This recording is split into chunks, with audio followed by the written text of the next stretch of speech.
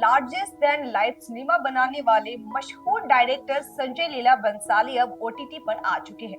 उनकी पहली web series Heera Mandi Netflix पर रिलीज हो चुकी है। लेकिन क्या आप जानते हैं कि पाकिस्तान की असली हीरा मंडी में कभी सिर्फ घुंघरुओं की छनकार नहीं सुनाई देती थी, बल्कि कारोबार के लिए जोर जोर से आवाज लगाई जाती थी। फिल्म डायरेक्टर संजय लीला बंसाली अपनी पहली वेब सीरीज लेकर हाजिर है। नेटफ्लिक्स पर रिलीज भी हो चुकी है। पाकिस्तान की लाहौर में जिस असली हीरा मंडी पर कहानी आधारित है, असल में उनकी कहानी तवाइफों के कोठों पर माहौल बनाने को लेकर एक बड़ी व्यापार केंद्र बनती गई है। इस एक दौरान एक ऐसा भी आया जबकि इलाके में रात के अंधेरे में झुमोरे के इलाके में रोशनी काफी कम होती थी, बल्कि खुले आसमान के नीचे उजालों में लाखों कारोबार होते थे। इसकी असल इतिहास काफी रोचक है। दरअसल कहानी काफी पुरानी है। मुगलों के दौर में पाकिस्तान की हीरा मंडी का नाम शाही महल होता था। इसे अदब का महल भी कहा जाता था, क्योंकि यहाँ के मौजूद तवाइफों के कोठों में शाही घरानों के शहजादे को अदब अंदाज की शिक्षा दी जाती थी।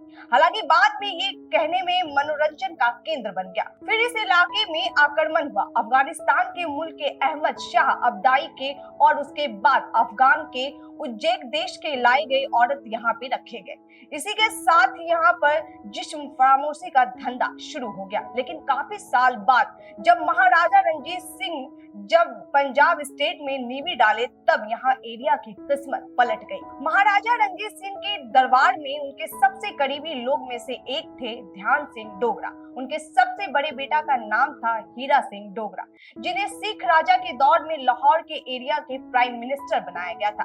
साल 1943 से लेकर 1944 के बीच उन्हें शाही महल के हीरा मंडी को मौजूद नाम दिया गया। उस दौरान इन्हें अनाज के फूड गैंग्स के थोक बाजार भी दिया गया। इसी तरह देखते ही देखते पंजाब में सबसे बड़ी अनाज मंडी में से एक बन गई। दिन के उजाले में यहाँ पर व्यापारी बैठते थे और अनाज का कारोबार करने लगे। पंजाब के जमीन में हमेशा खेती का गढ़ कहा जाता था। महाराजा रंजीत सिंह के कार्यकाल में लाहौर और उसके जुड़े इलाकों में सालाना रेवेन्यू 5 लाख रुपए होता था। अगर आज इसके हिसाब से कन्वर्ट करें तो इसकी इकोनॉमी काफी ज्यादा बढ़ गई है। सिख राजा खत्म होने के बाद इलाके में ब्रिटिश शासन का हिस्सा हो गया और अंग्रेज तवाइफों को काम का अलग नजरिए से देखने लगे। इलाके में पूरी तरह से रेड एरिया हो गया। बनाए गए आज भी ये लाहौर के प्रमुख रेड एरिया में से एक है।